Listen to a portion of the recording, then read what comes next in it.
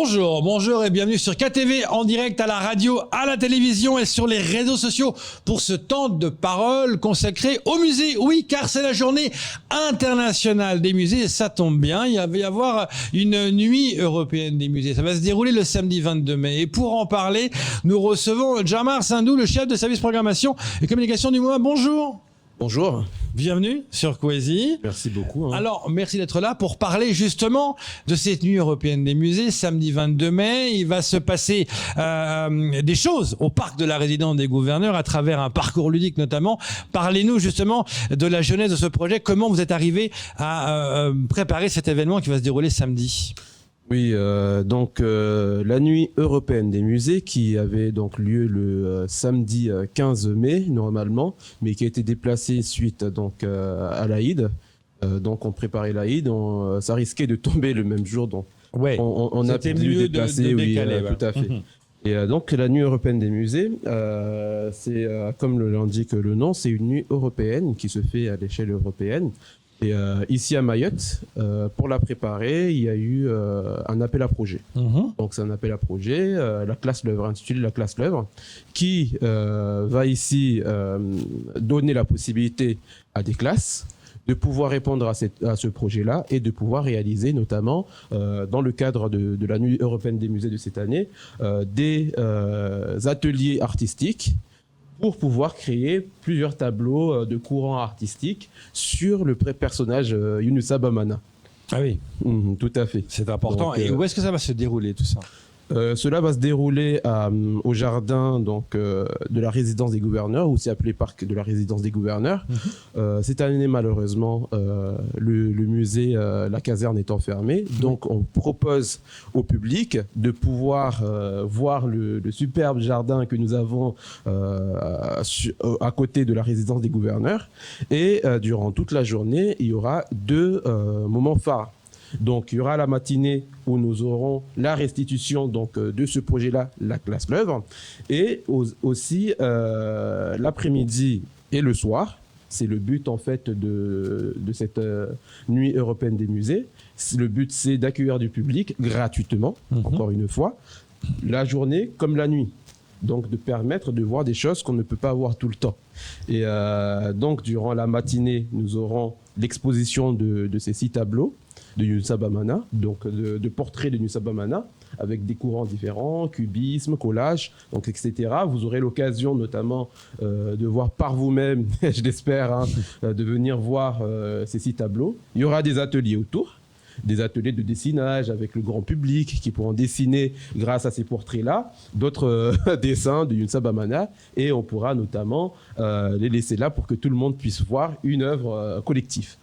Et aussi donc l'escape game. L'escape game en fait qui aura lieu entre 15h et 21h40, qui va être donc un jeu d'énigmes où les personnes vont avoir des énigmes autour de la résidence des gouverneurs.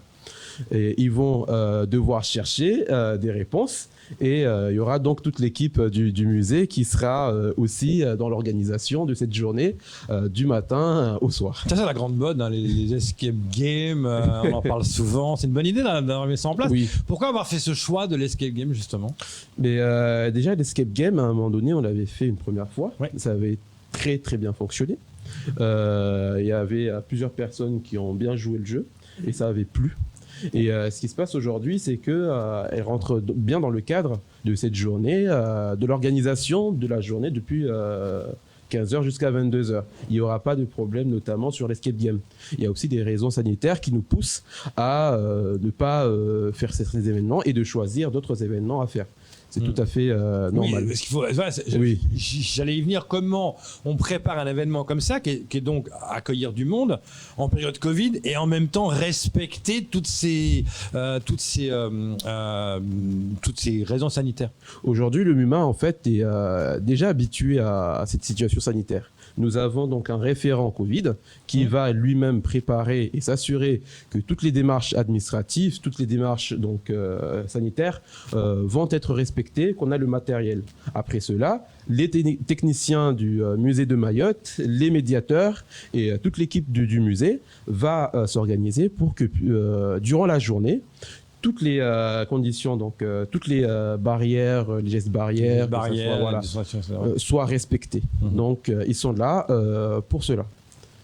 Camar. Alors, justement, Djamadar, quand on regarde aujourd'hui, c'est vrai que petit et grand, Mayotte, on connaît moins notre histoire. Aujourd'hui, le musée, c'est le lieu où on doit quelque part remonter aux origines, voir plein de choses. On se rappelle qu'à un moment, on pouvait même avoir le casque audio et écouter quelqu'un peut-être nous narrer, nous raconter un peu l'histoire. Est-ce que là, tout ça aujourd'hui, avec la crise sanitaire, on est obligé de finalement ne pas y penser, ne pas les mettre en place pour là, parce qu'on sait que peut-être une seule journée ou une seule nuit ne suffit pas, en tout cas à un grand public, de connaître, de s'approprier l'histoire de Mayotte. Et avec tous ces objets qu'on ne connaît pas finalement, qui sont certains retrouvés à Mayotte, certains qui sont aux archives départementales, est-ce que c'est suffisant aujourd'hui pour en tout cas continuer à instruire, continuer à faire perpétuer notre histoire? Donc, comme je l'ai dit, aujourd'hui, le musée se retrouve donc fermé avec toutes les conditions sanitaires qui suivent. Et ce qui se passe, c'est que le musée propose actuellement, ou va proposer très prochainement, plusieurs outils numériques qui pourront notamment aider le public à toujours rester à côté du musée. Ce qui se passe aussi, nous avons des événements qui vont avoir lieu, là avec la nuit européenne des musées, mais nous avons aussi d'autres événements qui vont avoir lieu très prochainement, chaque mois, pour qu'on puisse garder ici un lien avec le public. Deuxièmement, c'est par rapport au fait que vous avez dit, est-ce que c'est suffisant? Pour le moment, ce n'est pas suffisant. C'est le travail du musée aujourd'hui de pouvoir, là, mon travail à moi, de développer les publics. Donc, cela va faire quoi? Cela va nous donner ici, premièrement, une mission de pouvoir récupérer les personnes, qui soient à la maison, qui soient dans les écoles, les associations, le grand public, avec donc des événements que nous avons nommés des événements hors les murs. Nous allons aller vers le public pour qu'on puisse notamment présenter ces objets-là, les collections que nous avons au musée, et notamment essayer à un moment donné de pouvoir fidéliser ce public, qu'on puisse notamment apprendre l'histoire de Mayotte, que ça soit aux jeunes, que ça soit aux grandes personnes. Et là, actuellement, nous avons la page Facebook du musée qui a actuellement ouvert depuis un mois et qui fonctionne très bien. Et dedans, nous sommes en train de mettre, que ça soit des enquêtes, des objets, nous avons aussi des proverbes mahorais. Donc, tout ça, nous sommes en train de montrer au public que nous sommes encore là et nous n'avons pas notamment fermé toutes les portes du musée. Aujourd'hui, nous vous proposons encore des événements qui vont avoir lieu fréquemment.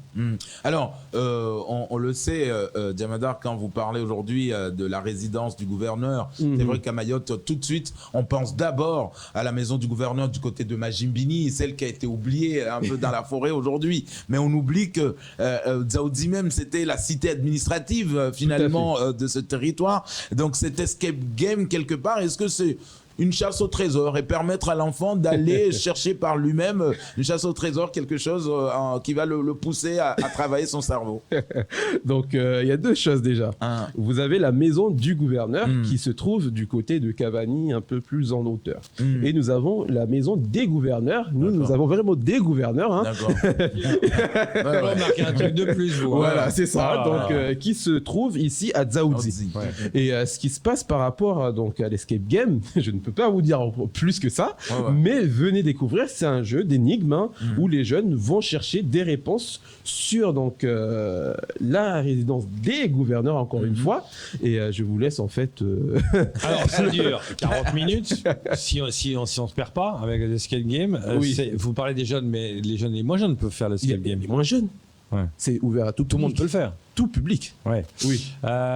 Comment on met ça en place, un escape game? Parce qu'il faut trouver des idées quand même pour les énigmes. C'est complexe, non? Oui, c'est complexe. Tout demande beaucoup de préparation. Nous avons notamment donc Béatrice, qui est notre prestataire par rapport à l'escape game et qui nous aide beaucoup sur cet escape game-là. Nous allons ici donner des informations par rapport au lieu, les informations historiques, scientifiques. Et maintenant, cette préparation, c'est à deux. Donc, il y aura aussi les techniciens du musée qui seront là pour s'assurer que on ne se perd pas durant cet escape game. Oui, mais ça c'est le danger. Hein. Oui, tout à fait. On peut se perdre dans l'énigme. Il n'y a pas de problème, je pense que et donc, ça sera bien géré. Donc, vous collaborez avec le collège de Passamanti et l'artiste plasticien Baba Mbaye pour ce projet artistique. Comment ont réagi les gamins ? Donc, par rapport aux gamins, ils ont beaucoup aimé. Il y a eu plusieurs ateliers qui ont été effectués jusqu'à maintenant, avec notamment une de nos techniciennes, Noura Manani. Et les gamins ont tout de suite mis dans le jeu. Donc, parler d'une Sabamana, on ne connaît pas assez. Ouais, donc, l'occasion de pouvoir... Parce que c'est le but de l'Union européenne des musées, c'est d'aller vers les gens et d'intéresser les gens. Et même ceux qui ne se font pas d'habitude dans les musées, c'est ceux-là que vous ciblez beaucoup. Oui, par exemple, on peut prendre l'exemple à Paris. Il y a donc une gare où on ne peut pas rentrer. On ne peut pas rentrer parce que c'est dédié au film, donc réalisation de films. Et durant la nuit des musées, on peut notamment aller rentrer dans cette gare. Mais ils font beaucoup la nuit des musées. Ils ouvrent des musées, notamment j'avais vu une fois à Versailles, ils avaient ouvert des choses pour la nuit. Et c'est vrai que ça démontre un succès, parce que c'est pas la première année qu'on fait ça. L'année dernière aussi, il y a eu du succès. Après, bon, avec les pandémies, il y a beaucoup moins de monde. Là, on tape sur combien de personnes ? Est-ce que vous avez une idée à peu près ? Vous estimez à combien de monde ? Mais on estime... Là, actuellement, je pense entre 300 ou 400 personnes sur toute la journée. Ouais, c'est ça. Donc, on a quand même une limite à cause du Covid du nombre systématique de personnes. J'allais y venir. Vous avez sûrement une jauge. Voilà, c'est ça. Donc, nous avons une jauge par rapport au nombre de personnes qui pourront être systématiquement au sein du parc de la résidence. C'est pour cela que durant cette journée, il y aura notamment en fait une table avec des chaises où il y aura un espace attente. D'accord. Un espace dédié à l'attente. Les personnes pourront venir directement, lire des livres, faire des ateliers, dessiner, voilà. Plusieurs petits ateliers de jeu pour qu'on puisse attendre notre tour. Et après, si on veut notamment participer à l'escape game, on pourrait y participer juste après. Alors, la nuit européenne des musées Diamadar, on le sait que beaucoup de choses, par exemple, des fois, quand ils sont organisés en petit air, on manque de public. C'est-à-dire, aujourd'hui, le public jeune ou même adulte, du nord, du centre, du sud, va dire « Ah, c'est un petit air, c'est la nuit. » Est-ce que dans les prochains événements, est-ce que le musée peut déplacer ? Est-ce que le musée peut être amovible et aller dans le sud, aller comme dans le nord ? Aujourd'hui, on a une belle salle de pôle culturel, par exemple, à Chirangui. Est-ce qu'on peut s'imaginer le musée déplacé ? Enfin, déplacé, façon de dire, c'est-à-dire pendant l'événement. C'est Camard, cette idée folle, elle arrive tout le temps. Tout à fait, en fait, cette idée folle que tu as là actuellement, c'est encore une idée folle, entre guillemets, que nous avons eue. Parce que, comme je l'ai dit, il y a ce qu'on appelle le musée hors les murs. C'est d'apporter directement du musée vers le public, que ça soit les écoles, que ça soit les associations, que ça soit le grand public en général. Nous allons ramener le musée directement chez vous. Ça, c'est génial. Alors, c'est vrai que chaque année, on le voit, que ce soit en Europe ou même dans le monde, la nuit des musées, il y a des thématiques. Donc, est-ce que là, on se concentre sur Bamana cette année ? Donc, c'est la thématique phare. À Mayotte, oui. C'est Bamana, en fait. C'est Inoussa Bamana qui est la thématique phare de cette le but étant de faire parler aux jeunes, les jeunes qui ne connaissent pas. Mais oui, tout à fait. C'est ça, donc, en fait. Durant cette journée, ils auront l'occasion de découvrir c'était qui Inoussa Bamana. C'est ça. Donc, un premier jet sur ce personnage et donc, très fort. Il y a deux choses. Donc, il y a l'exposition de tableaux. On répète, c'est 9h à 12h et à 15h ou 16h, je ne sais plus. Et de l'autre côté, il y a l'escape game. Oui. L'escape game, donc, alors, il faut préciser que c'est sur réservation. Oui, tout à fait. Donc après, il y aura toujours des personnes qui viendront sur place et qui pourront jouer. Alors, c'est à partir. Donc, l'escape game, c'est après, à partir de 15h. 15h jusqu'à 21h40. 21h40, parce qu'évidemment, il y a le couvre-feu. À 22h30, il faut rentrer, etc. Donc, c'est calculé par rapport à ça. Donc, c'est une nuit des musées, pas toute la nuit. Il ne faut pas dire jusqu'à 2h du matin, il ne faut pas rêver. Donc, c'est toutes les 40 minutes à partir de 8 ans. Ça fait pas mal, quand même, de rotation. Oui, ça fait pas mal de rotation. Mais comme vous vous pouvez le voir. Hein, même nous, à un moment donné, nous avons une petite pause entre 17h20 et 18h30 pour reprendre. Et ce qui se passe, c'est que quand vous parlez de pas mal de monde, il faut savoir qu'il y a une bonne organisation là-dessus. Donc, le flux sera très, très bien géré. À partir de 8 ans. À partir de 8 ans. Est-ce qu'il y aura nos mamies compteurs qui viennent compter tout ça, ça a été... non, c'était pas possible pour cette année Donc, cette année, à cause d'un peu de tout ce qui se passe, mais il y a certaines choses qui ont été revues, mais notamment, nous avons essayé, durant l'après-midi, de pouvoir accueillir donc ce public-là avec beaucoup plus d'organisation sur surtout le côté sanitaire, le côté ne pas trop aller vers un nombre en excédent pour pouvoir un peu gérer la chose. Et donc, on précise que le port du masque est obligatoire. Est obligatoire. Ça, alors est obligatoire. Ouais, ça, il faut le dire, parce qu'on commence à parler maintenant qu'on peut enlever le masque si on est vacciné. Le port du masque est obligatoire. C'est pas tout de suite, on va encore garder le masque. on va, et parce qu'il faut être masqué pour faire l'escape game. C'est ça, en fait, le truc. On rappelle l'endroit. Oui, donc la résidence des gouverneurs sur Dzaoudzi. Et donc l'escape game se déroulera autour de cette résidence et autour notamment des places qui sont à côté de la résidence des gouverneurs. Donc le matin, exposition de tableaux du Moussa Wamala à partir de 9h. 9h, oui, tout à fait. Jusqu'à 15h. Et l'après-midi, l'escape game. L'escape game. Voilà, il y en aura pour tous les goûts. Ah, tout à fait. Tout à fait. Et est-ce qu'on peut se restaurer sur place ou pas ? Il y aura donc des goûters qui seront là. Si aujourd'hui nous avons l'autorisation, surtout du côté sanitaire. Donc c'est encore. C'est la grande question que la l'on se pose. question. Est-ce qu'on peut se restaurer sur place c'est que ça. certains disent non donc, pour des raisons sanitaires. Donc oui, ça sera communiqué. J'espère qu'il n'y aura pas de problème sur ça.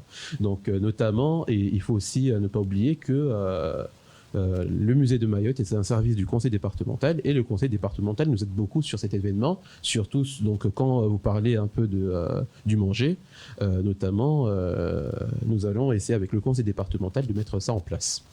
Merci beaucoup Djamar d'être revenu ce matin pour parler de cette nuit des musées qui aura lieu samedi. Merci à vous aussi de m'avoir invité, hein. C'était un plaisir. Et c'est tout pour ce temps de parole. Tout de suite, la suite de vos programmes.